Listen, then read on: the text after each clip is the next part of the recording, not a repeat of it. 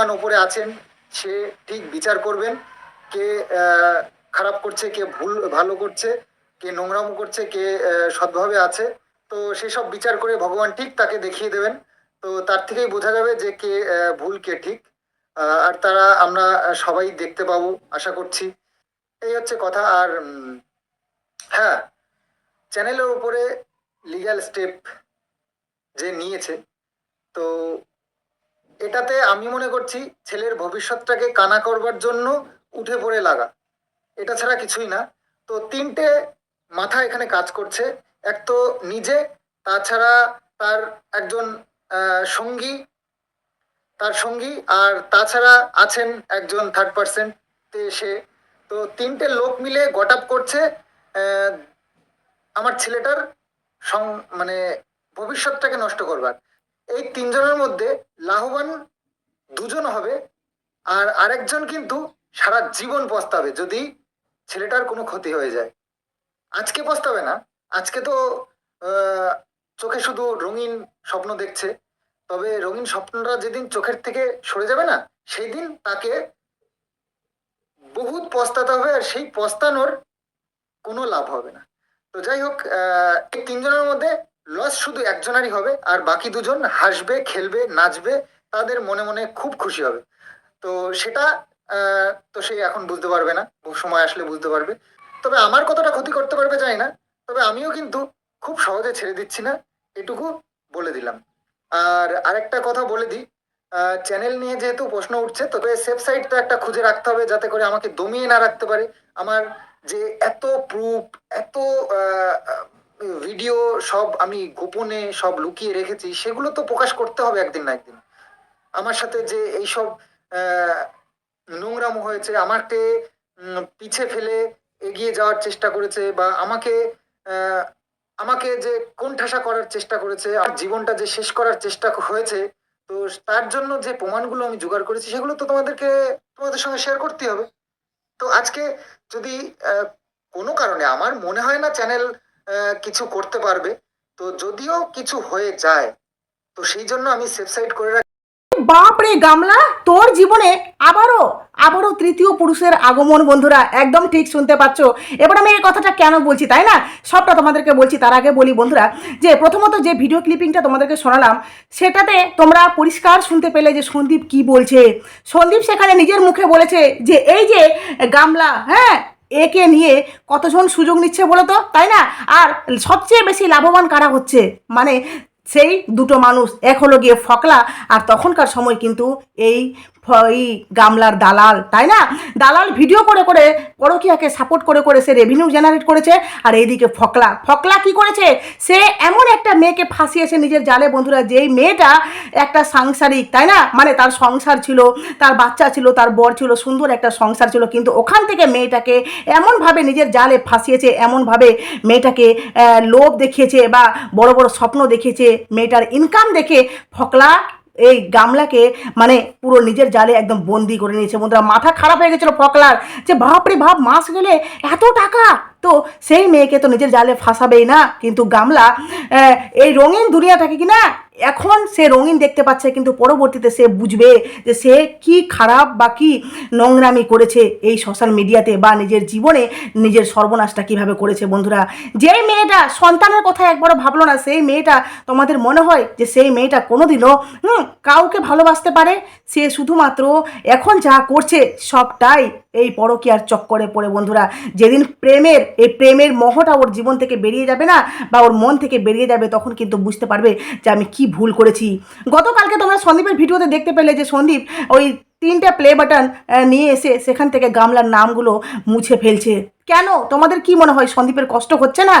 সন্দীপ কষ্ট পাচ্ছে না? আরে তারা দুজনে মিলে এই ব্লগটা করেছিল, দুজনে মিলে এই লড়াইটা তারা লড়েছিল, জার্নি ছিল দুজনেরই, একজনের নয়, দুজনে মিলে এই প্লে বাটন অবধি গেছে, মানে প্লে বাটনটা পেয়েছে তারা। আর প্লে বাটনের যে একটা আনন্দ, একটা ইউটিউবার সবসময় চায় যে আমার ঘরে একটা প্লে বাটন হোক। যেই চ্যানেলের নাম গামলার নামে ছিল, দুটোই চ্যানেলের নাম গামলার নামে, সন্দীপ প্রত্যেকটা মুহূর্তে প্রত্যেকটা সিচুয়েশনে বউকে কিন্তু সবসময় আগে রাখতো, কারণ সে বউ বউকে সত্যি খুব ভালোবাসতো, আজকে সেই প্লে বাটন থেকে সেই তার ভালোবাসার নামগুলোকে মুছে ফেলছে। তার কষ্ট হচ্ছে না বন্ধুরা? তার কষ্ট হচ্ছে না? কিন্তু ওইদিকে দালাল ঢেমনি কি বলছে বলো তো? আরে দালাল ঢেমনি বলছে যে 8 পাস নাকি 8 পাসের মতো কাজ করেছে। 8 পাস? তুই কি করেছিস? হ্যাঁ, তোর যে এত ডিগ্রি, তুই নাকি ডিগ্রিধারী, তুই নিজের ডিগ্রি নিয়ে কি উখড়ে নিয়েছিস বলতো? কি করেছিস? সেই তো তোর ওই পরকীয়াগুলোকে সাপোর্ট না করলে তোর পেটের ভাত জুটবে না, বুঝেছিস? তোর চ্যানেল হলো পরকীয়া প্রমোট। হ্যাঁ, তো আজকে তুই সন্দীপকে বলছিস যে ইসের মানে 8 পাসের মতো কাজ করেছে। সন্দীপ যেটা করেছে না, মনের ধিকে, কারণ যেই নামকে সে নিজের জীবন থেকে মুছে দিয়েছে, যেই নামকে নিজের জীবনে একটা বলতে পারিস গ্রহ, আমাদের জীবনে যেমনি গ্রহ আসে না, সেমনি ওই গ্রহর মতো ওই গামলার নামটা তার জীবনে ছেয়ে আছে। যার জন্য গামলাকে এই সন্দীপ নিজের জীবন থেকে জানি না কতটা মুছতে পারবে, নিজের মন থেকে কতটা মুছতে পারবে, কিন্তু সে চেষ্টা করছে যে আমি প্রত্যেকটা জায়গা থেকে তাকে মুছে ফেলে দেবো। কারণ এই মেয়েটা 5 বছর সংসার করার পর সন্দীপের সাথে যা করেছে, সত্যিকারই এটা কিন্তু সন্দীপ জীবনেও ভাবতে পারেনি। সন্দীপের কষ্টটা আমরা বুঝি, সন্দীপের মনের দুঃখটা আমরা বুঝি, কিন্তু দালাল ঢেমনি ওই যে কালকে বলেছে না যে এই যে দালাল সন্দীপ বলেছে দালাল, বাস দালালের গায়ে চিলবিল চিলবিল করে লেগে গেছে, দালাল ছটপট ছটপট করে যাচ্ছে যে আমাকে দালাল বললো। তোর এমন একটা অকাদরে দালা যে তুই দেখ আজকে এমন একটা জায়গায় আছিস, না তুই গামলাকে নিয়ে ভিডিও করতে পারছিস, না তুই সন্দীপকে নিয়ে ভিডিও করতে পারছিস, তুই মাঝখানে এমন জায়গায় আছিস যে তুই কাউকে কখনো ভালো বলছিস, কাউকে খারাপ বলছিস, তুই কি বলছিস তুই নিজেই জানিস না, ঠিক আছে? তো বন্ধুরা আমি এই যে তোমাদেরকে বললাম যে গামলার জীবনে তৃতীয় পুরুষ এসছে, একদম ঠিক বলছি বন্ধুরা। কারণ দেখো এই যে গামলা ফ্ল্যাটটা নিতে গেছিল, তাই না, সেখানে তোমরা পরিষ্কার শুনেছো যে সেখানে নাকি প্রথম দিন ফকলা আর ফকলি গেছিলো। সেখানে একজন লম্বা, মানে চৈতালিদির ভিডিও থেকে যেটা আমি জানতে পারলাম যে একজন লম্বা মানুষ চাপদাড়িওয়ালা কিন্তু সেই ফ্ল্যাটে প্রথম দিন গেছিলো। তাহলে সেই চাপদাড়িওয়ালাটা কে? কারণ গামলার বাড়িতে তো কেউ নেই, তাই না? গামলার বাড়িতে কি কেউ আছে চাপদাড়িওয়ালা? মানে তার দাদা তো পুরো একদম ন্যাড়া মাথা, পুরো সেম, এমনকি তার বাবারও নেই। তাহলে চাপদাড়িওয়ালাটা কে? তার কাকা? কাকার তো নেই। হ্যাঁ, আর কাকা খুব একটা লম্বা না, তাহলে চাপদাড়িওয়ালাটা কে? নিশ্চয়ই ফকলা। কিন্তু এই দেখো ফ্ল্যাটের মালিক উনি কতটা দুগ্গিপনা, ঠিক আছে, ওনার মধ্যে কতটা কথাবার্তার এদিক ওদিক হচ্ছে, যে উনি এক সময় বলছেন এক কথা, আরেক সময় এক কথা, মানে উনি এখন পুরোপুরি পাল্টি খাচ্ছেন বন্ধুরা। উনি এখন নিজে থেকে বলছে যে চাপদাড়িওয়ালা কে কে না না, ওর বাবা মাকে নিয়েই কিন্তু প্রথম এসেছিল ওই করতে, মানে ফ্ল্যাটটা দেখতে, যেটা আমরা পরিষ্কার ওই চৈতালিদের ভিডিও থেকে জানতে পারছি। তাহলে ভাবো তোমরা বন্ধুরা যে এই ফ্ল্যাটের মালিক কতটা কথার নড়চড় করছে। যার জন্য বলছি যে এই যে চাপদাড়িওয়ালা মানুষটা যদি ফকলা না হয়, তাহলে গামলা কার সাথে গেছিল সেদিন মানে প্রথমেই ফ্ল্যাটটা দেখতে বন্ধুরা? কে ছিল মানুষটা? তাহলে ধরেই নিব নাকি যে গামলার সাথে আরও কারো সম্পর্ক আছে? তাছাড়াও এই যে ফ্ল্যাটের মালিক উনি কিন্তু গামলার প্রতি বেশ ইন্টারেস্ট দেখাচ্ছেন এখন। কেন?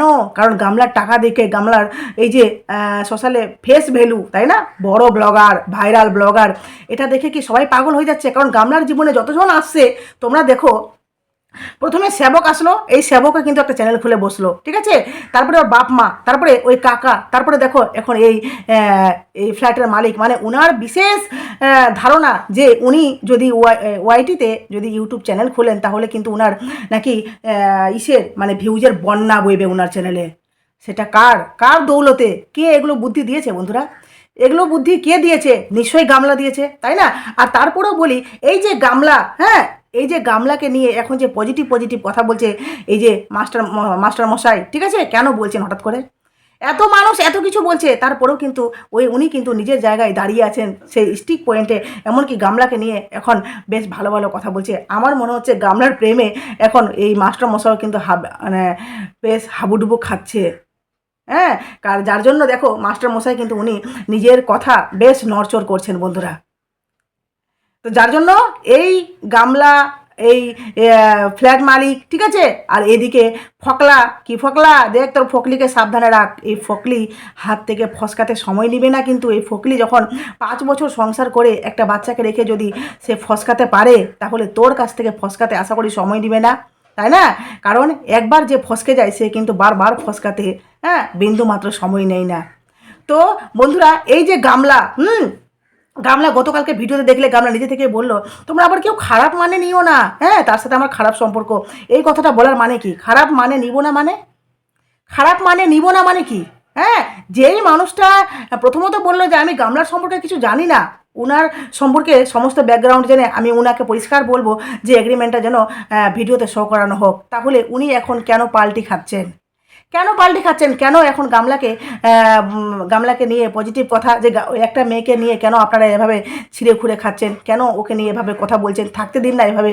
হ্যাঁ, কিসের? শুধুমাত্র কি ফ্ল্যাটটা গামলা লোভ দেখিয়েছে যে আমি 1 বছর পর ফ্ল্যাটটা নিয়ে নিব তার জন্য? সত্যি কি তাই? ফ্ল্যাটটা গামলা নিয়ে নেবে তার জন্য এত কিছু, মানে না আদৌ অন্য কিছু ব্যাপার বন্ধুরা? আমার তো মনে হচ্ছে ব্যাপারটা অন্যদিকে জল গড়াচ্ছে। হ্যাঁ, এই কথাগুলো বলতে আমি বাধ্য হচ্ছি বন্ধুরা। জানি না তোমাদের কি মনে হবে, কেমন লাগছে, কারণ গামলা কিছুই করতে পারে, এই গামলা কিছুই করতে পারে। চলো ভিডিওটা এখানে শেষ করলাম। প্লিজ তোমাদের মূল্যবান মতামত অবশ্যই আমার কমেন্ট বক্সে দিও। নতুন থাকলে চ্যানেলটি সাবস্ক্রাইব করে নোটিফিকেশন অন করে প্লিজ পাশে থেকো। চলো সবটা আমাদের সামনে আসবে। চলো টাটা।